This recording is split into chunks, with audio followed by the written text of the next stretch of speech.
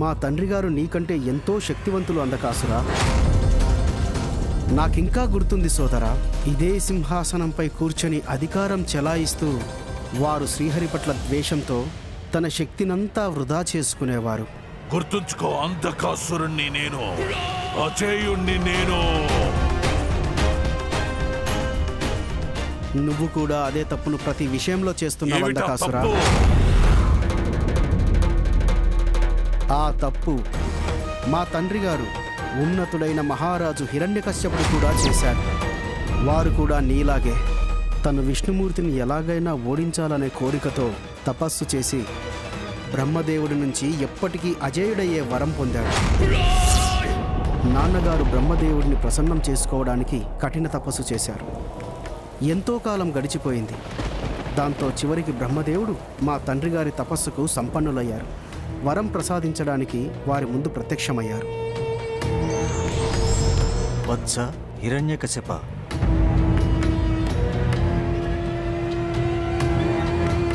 ప్రణామాలు బ్రహ్మదేవ. నీ తపస్సుకు ప్రసన్నుడనైనాను. అడుగు, ఏ వరం కావాలో కోరుకో. బ్రహ్మదేవ, పగలు గాని రాత్రి గాని, లోపల బయట, ఆకాశంలో పాతాళంలో, నరులు గాని దేవతలు గాని, యక్షులు రాక్షసులు, గంధర్వులు గాని కిన్నెరులు గాని, జలచరాలు భూచరాలు, వనచరాలు వాయుచరాలు గాని, మంత్రాలు తంత్రాలతో నా ప్రాణాలు వీడితో వేటితోనూ పోకూడదు.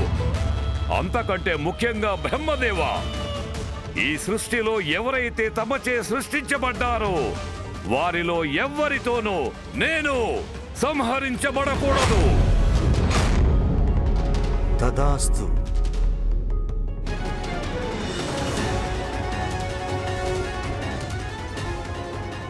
ఒకవైపు మా తండ్రి గారు బ్రహ్మదేవుడి కోసం తపస్సు చేస్తుండగానే మరొక వైపు దేవేంద్రుడు మా తల్లిని అపహరించుకుపోయాడు. మా తల్లిని అపహరించి తనని బంధించడానికి ప్రయత్నం చేశాడు. ఆమె గర్భంలో పెరుగుతున్న శిశువును సంహరించాలనుకున్నాడు. కానీ దేవర్షి నారదుడు తనకి నచ్చజెప్పి ఆ దుష్కార్యాన్ని చెయ్యకుండా ఆపారు. తను చెయ్యాలనుకున్న పాపానికి భయపడ్డ ఇంద్రుడు బుద్ధి తెచ్చుకొని మా తల్లి లీలావతీదేవిని దేవర్షి నారదుడి వద్దే వదిలేశాడు. మా అమ్మ తన పరిస్థితికి చింతిస్తుండడం చూసి దేవర్షి నారదుడు తన ఆశ్రమంలోనే ఆశ్రయమిచ్చారు. అక్కడ అందరూ పగలు రాత్రి నారాయణ మంత్రమే జపిస్తూ ఉంటారు. వారి భజనల్లో శ్రీహరి లీలలను వర్ణిస్తూ ఉంటారు. అలా తల్లి గర్భంలో ఉండగానే శ్రీహరి లీలలను వినే అదృష్టం పొందిన పుత్రుడిని నేను. హరి కేశవ కృపాల నారాయణ, నారాయణ నారాయణ హరి కేశవ కృపాల నారాయణ, నారాయణ నారాయణ హరి కేశవ కృపాల నారాయణ, నారాయణ హరి మాధవ మృణాల నారాయణ.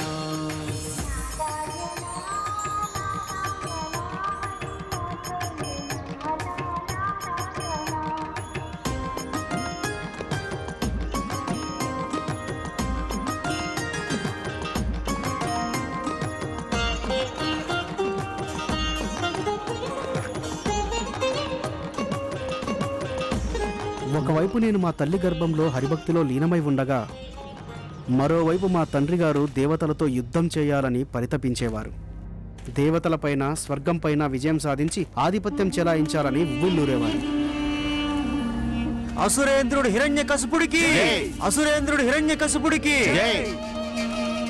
అసురేంద్రుడు హిరణ్యకశిపుడికి, అసురేంద్రుడు హిరణ్యకశిపుడికి, అసురేంద్రుడు హిరణ్యకశిపుడికి.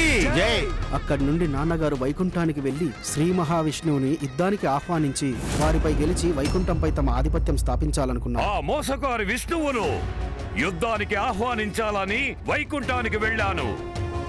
కానీ అతను అక్కడ నుండి పారిపోయాడు. ఆ పిరికి పంద నా వరం గురించి తెలియగానే ఎక్కడో దాక్కోవడానికి పారిపోయి ఉంటాడు.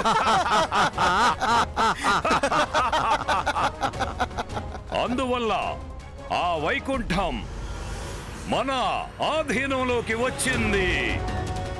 కనుక నేనే వైకుంఠానికి రాజుని. వైకుంఠం నా స్వంత. అసురేంద్రుడు హిరణ్యకశిపుడికి జై. అసురేంద్రుడు హిరణ్యకశిపుడికి జై. అసురేంద్రుడు హిరణ్యకశిపుడికి జై. శ్రీ మహావిష్ణువు తగిన సమయం రాకుండా ఏ కార్యాన్ని చేయరు. అందుకే ఆ సమయంలో మా తండ్రి గారితో యుద్ధం చేయలేదు. కాలచక్రంలో చేసిన కర్మఫలాలే వారి జీవన్మరణాలను నిర్ధారిస్తూ ఉంటాయి. నాన్నగారు చేసిన కొన్ని పుణ్యకార్యాలు వారిని కాపాడుతూ ఉండేవి. విష్ణుమూర్తి కూడా బ్రహ్మదేవుడిచ్చిన వరాన్ని గౌరవిస్తూ సమయం కోసం నిరీక్షిస్తున్నారు. ఈలోగా నాన్నగారు స్వర్గలోకానికి వెళ్లారు. అక్కడ దేవేంద్రుడు మిగిలిన దేవతలు ఆయనకు నిస్సహాయులై లొంగిపోయారు. అప్పుడు నాన్నగారికి దేవతలే లొంగిపోయారంటే నారాయణుడికి యుద్ధం చేసే సామర్థ్యమే లేదని భావించారు. స్వర్గలోకం తరువాత భూమిపై రాజ్యాలన్నింటినీ తన ఆధీనంలోకి తెచ్చుకున్నారు. ఏ ఒక్కరూ వారిని వ్యతిరేకించే ధైర్యం చేయలేదు. ఆయన అహంకారం పెచ్చు పెరిగి తనను తానే భగవంతుడిగా ప్రకటించుకొని అందరూ తనని పూజించాలని బలవంతం చేశారు. నేను హిరణ్యకశిపుడను, సర్వశక్తి సంపన్నుడను, ముల్లోకాలకు అధిపతిని, అందరికీ దైవం కూడా నేనే. చెప్పండి, హిరణ్యకశ్యప మహారాజుకి.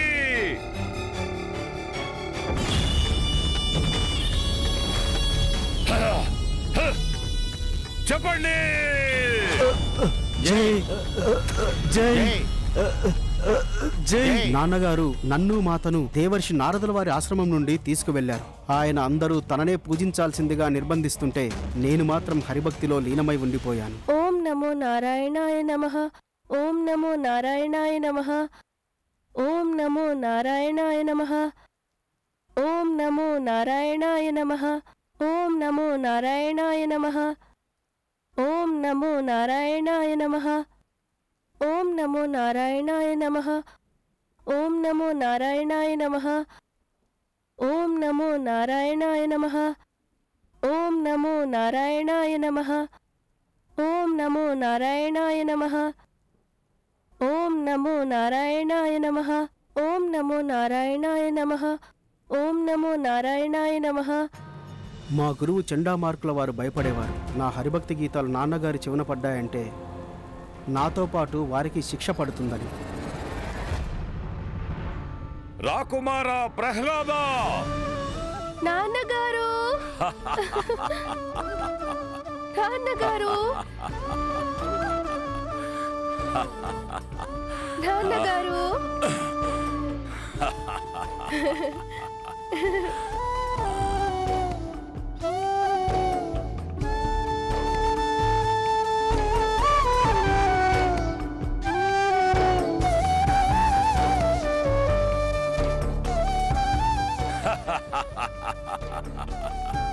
పుత్ర, నీ సుమధుర స్వరంతో వేదాల సారాన్ని పలుకు. నాన్నగారు, వేదజ్ఞానం చాలా సులభం. ధర్మపదంలో సాగడం, సత్యవాక్ పరిపాలనం, ఇంకా ముల్లోకాది దైవం శ్రీ మహావిష్ణువు తన వల్లనే సకల లోకాలు సాగుతున్నాయి కదా.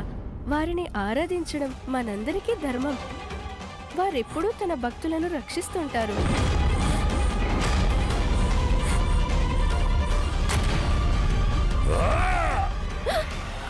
ప్రహ్లాద,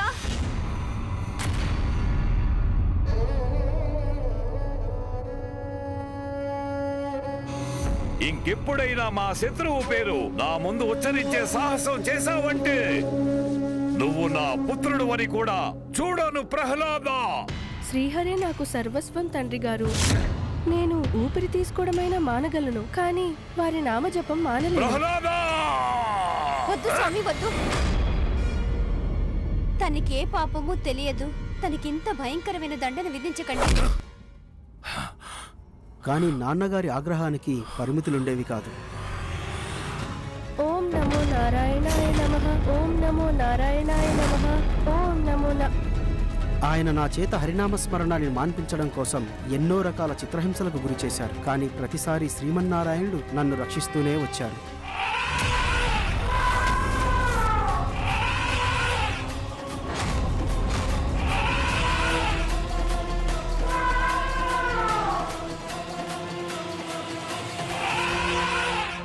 ఓం నమో నారాయణాయ నమః. ఓం నమో నారాయణాయ నమః. ఓం నారాయణాయ నమః. ఓం నారాయణాయ నమః. ఓం నారాయణాయ నమః. ఓం నారాయణాయ నమః. ఓం నారాయణాయ నమః. ఓం నారాయణాయ నమః.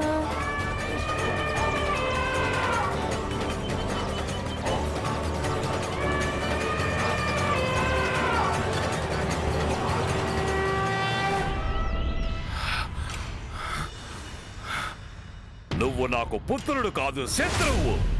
ఈ రోజు నేను నిన్ను అంతం చేస్తాను. అసురుల్లో మీరే సర్వోత్తములు కావచ్చును, కానీ జననం మరణం మీ చేతుల్లో లేవు. ఆ శ్రీహరి చేతుల్లోనే ఉంటాయి. అసంభవం ప్రహ్లాద, మాయ మాటలు కట్టిపెట్టు. నన్నెవ్వరూ చంపలేరు, కానీ నేను ఎవరినైనా చంపగలను. అప్పుడు మీ శ్రీహరి వచ్చి నా నుండి నేను రక్షించుకోగలడా? తప్పకుండా. శ్రీహరి, శ్రీహరి, శ్రీహరి! చూడు, నాకెక్కడా కనపడ్డే నీ శ్రీహరి ఎక్కడున్నాడాయన? నిన్ను రక్షించడానికి వచ్చినట్లయితే రమ్మను, వచ్చి చూపించమను తన ధైర్య సాహసాల్ని. శ్రీమన్నారాయణుడు ఇందుగలడు అందులేడనే సందేహము వలదు. ఆయన సర్వోన్నతుడు నాన్నగారు. అవునా? అయితే ఈ గదలో కూడా ఉంటాడుగా. దీంతోనే నేను నిన్ను అంతం చేయబోతున్నాను. ఉన్నారు నాన్నగారు. ఈ ఖడ్గంలోనూ స్తంభంలోనూ మన కంటికి కనిపించే వాటిలోనూ కనిపించని వాటిలోనూ అన్నిటిలోనూ ఉన్నారు శ్రీమన్నారాయణుడు. నీ మాటల్ని బట్టి చూస్తే తను నాలోనూ ఉండాలి, నీలోనూ ఉండాలి, తనలోనూ ఉండాలి. అవును. అయితే సరే, ఒకవేళ నువ్వు చెప్పే ఆ శ్రీహరి ఈ స్తంభంలో లేని పక్షంలో పుత్రుడని కూడా చూడకుండా నీ శిరస్సులో ఈ గదతో బద్దలు కొడతాను. జాగ్రత్త. ఓం నారాయణాయ నమః. ఓం నారాయణాయ నమః. ఓం నారాయణాయ నమః.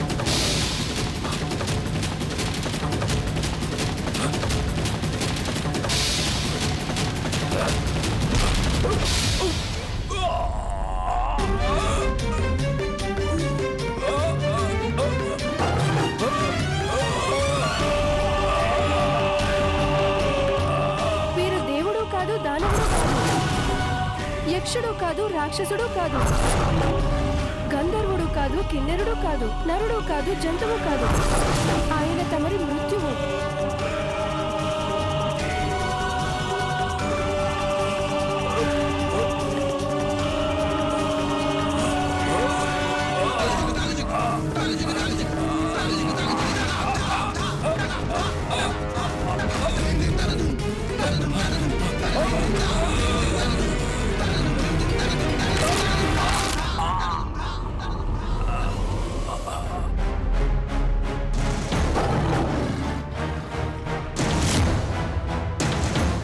లోపల కాదు, బయట కాదు, ఆకాశం కాదు, పాతాళం కాదు, నీటిలో లేదు, గాలిలో లేదు. ఇది పగలు కాదు, రాత్రి కాదు. ఈ సమయం, ఈ ద్వారబంధం రెండూ తమరి మృత్యువు కోసమే.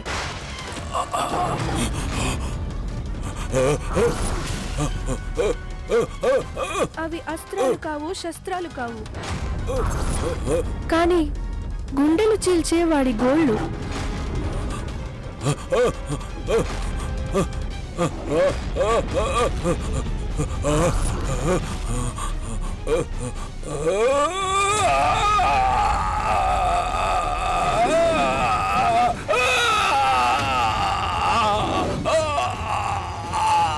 ఓం శ్రీహరి.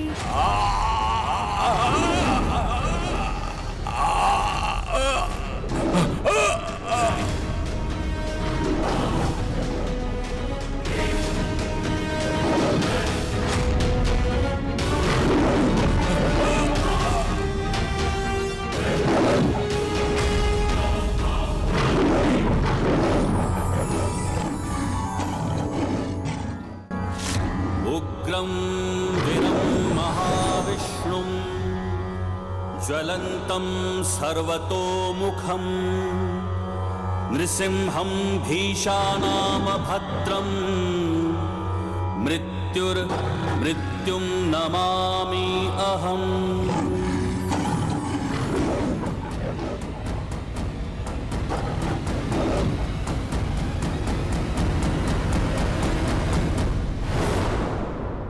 సోదరా, నా మాట విను. నృసింహ రూపంలో శ్రీమన్నారాయణుడు ఇక్కడే ప్రత్యక్షమయ్యారు.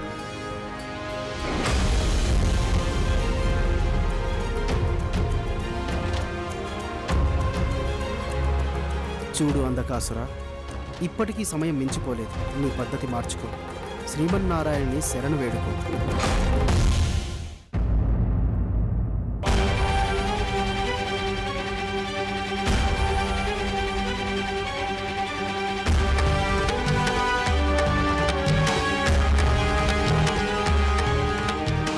తెల్లవారబోతున్నది.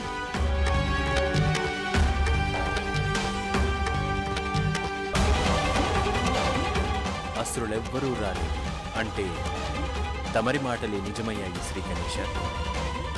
అంధకాసురుడికి తను విజయం సాధించడం అసాధ్యమని అర్థమైనట్టుంది. యుద్ధం చేయడానికి తన వద్ద సైన్యం ఎక్కడుంది? తన కోసం ఎవరు పోరాడతారిప్పుడు? తనకు మిగిలింది ఇప్పుడు ఒక్కటే దారి, తన పరాజయాన్ని అంగీకరించి వెళ్ళడం. తమరి మాటలు నిజమైతే అంతకంటే కావాల్సిందేముంది? కానీ నా అభిప్రాయం ప్రకారం మనం ఎంత జాగ్రత్తగా ఉంటే అంత మంచిది.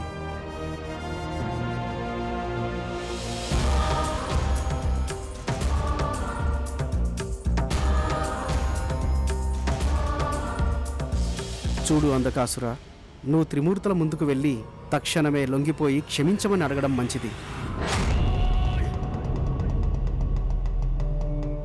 తమరి మాటలు నిజమైతే అంతకంటే కావాల్సిందేముంది? కానీ నా అభిప్రాయం ప్రకారం మనం ఎంత జాగ్రత్తగా ఉంటే అంత మంచిది.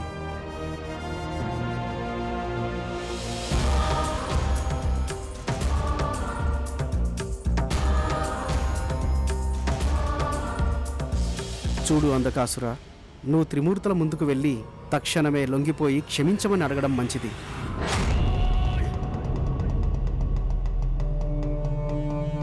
అన్నా ప్రహ్లాద, మీరు చెప్పాలనుకున్నది మీరిప్పటికే చెప్పేశారు కదా. నేను చెయ్యాలనుకున్నది చేసి చూపిస్తాను. ఇప్పుడు దేవతలతో యుద్ధం చేయడానికి మరింత పెద్ద కారణం లభించింది. ప్రతీకారం. మన పూర్వీకుడైనటువంటి మహామహుడు అసుర చక్రవర్తి హిరణ్యకశపుడి యొక్క హత్యకు ప్రతీకారం. ఈ దేవాసుర సంగ్రామం జరుగుతుంది. అసురులు విజయం సాధించి తీరుతారు. పాపం ఆ దేవతలకు ఇంకా తెలిసినట్టు లేదు. ఈసారి వారిని ఓడించడానికి తగిన ఏర్పాట్లు చేశాను. మర్చిపోకండి అన్నయ్య, అంధకాసురుణ్ణి నేను.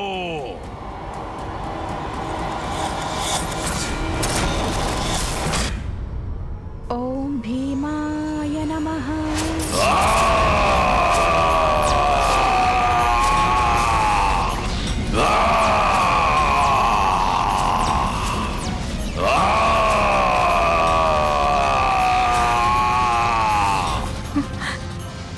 పుత్ర గణేశ, నాకెందుకింత అపశకునపు అనుభూతి కలిగింది? గణపతి క్షేమంగానే ఉన్నాడు కదా? శక్తితో పాటుగా యుక్తిని కూడా ప్రయోగిస్తే ఫలితం త్వరగా పొందవచ్చు.